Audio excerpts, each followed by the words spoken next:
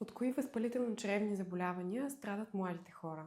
Аз съм доктор Деница Гашкова, лекар-гастроентеролог в медицински център Левитас. Възпалителните чревни заболявания са хронични имуногенни заболявания, най-общо казано автоимунни заболявания при генетично предразположени пациенти. Представители на тази група заболявания са болест на Крон и улцерозен колит.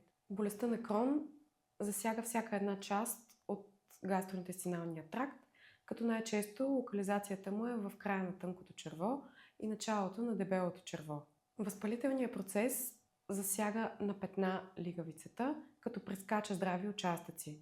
Засяга всеки един слой на чревната стена и по този начин предразполага за усложнения, стеснения или фистоли. От своя страна, улцерозният колит засяга изолирано дебелото черво. Възпалителният процес започва от ректума и продължава постъпателно нагоре, като засяга повърхностния слой на чревната лигавица. Възпалителните чревни заболявания засягат над 6 милиона души по целия свят.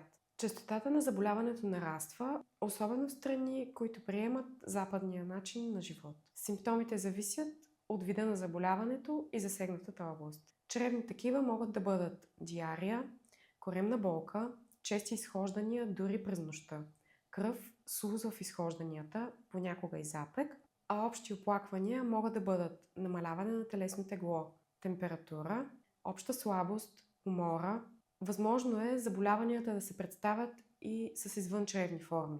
Такива са очни, кожни, чернодробни и ставни.